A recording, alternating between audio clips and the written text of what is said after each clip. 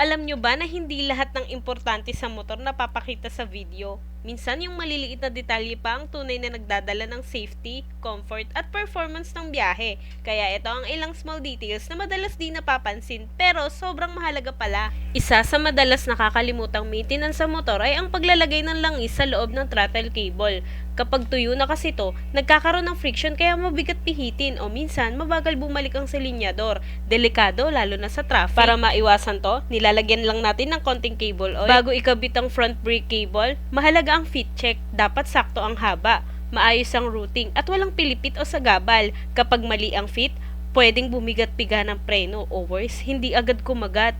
Dito naman tayo sa seat lock. Dapat sakto ang pasok ng latch, walang sabit at smooth ang click pag sinara. Kapag mali ang alignment, pwedeng magmukhang sarado pero hindi pa pala fully lock. Delikado yan kasi pwedeng bumukas habang bumabiyahe o madaling mabuksan ng iba. Subukan mo, isara, tapos hilain mo pataas at i-check kung firm talaga yung kapit. Maliit na lock lang yan, pero malaking seguridad ang dala. Hindi lahat ng headlight switch pare-pareho. Etong napili namin parang sa Jeep at owner type. Full type switch kasi to, meaning ramdam mo talaga yung click kada bukas at sara. Hindi siya basta pindot lang. May solid feedback kaya alam mong naka-on o off talaga yung ilaw mo. Malaking tulong to lalo na sa gabi o ulan kasi iwas sablay sa lightning. Bukod sa matibay ang build, mas kontrolado mo pa ang ilaw kumpara sa stock na madaling lumuwag sa katagalan. Pang matagalan na, pang heavy use pa. Tinetest namin ngayon itong adjustable signal light relay. Ang kagandahan dito, pwede mong pabilisin o pabagalin ang blink depende sa setup mo. Importante ito lalo na kung nagpalit ka ng LED lights o ibang signal bulbs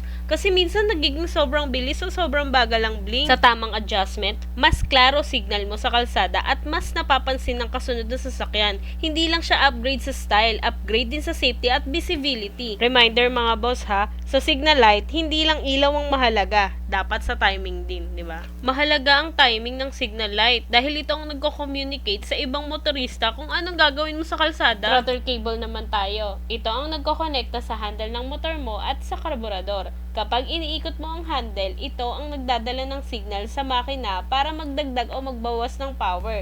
Baklas lang ng throttle housing. Madali lang. Di mo kailangan ng sobrang tools. Basta siguraduhin maingat para hindi masira ang screws o plastic cover. Ipasok na ang cable sa throttle pipe. Siguraduhin tama ang alignment. Kapag naipasok na, balik ang throttle housing at i-secure ulit ang screws. Check nyo din ang mga dadaanan ng cable. Dapat smooth, walang sabit at walang pagbabago sa idle. Kapag niliko nyo kaliwa o kanan ng handle, kung tama, smooth ang acceleration at kontrolado ang motor mo. Ganyan lang kadali, maliit na bahagi pero malaking epekto sa performance at safety ng motor mo. Maglalagay naman tayo ng piston ng karburador. I-check ang piston, may uka o groove ito sa gilid. I-compress pababa ang spring habang pinapasok ang cap.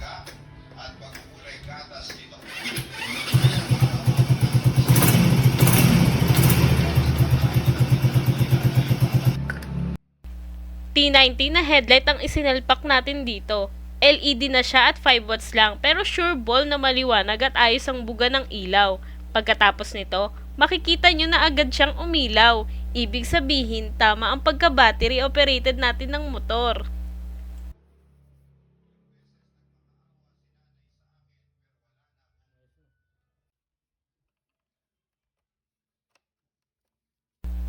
Last part na tayo. Pagkakabit ng clip sa ating front cowling. Huwag kalimutan to hirap kaya ipasok nito. Bye!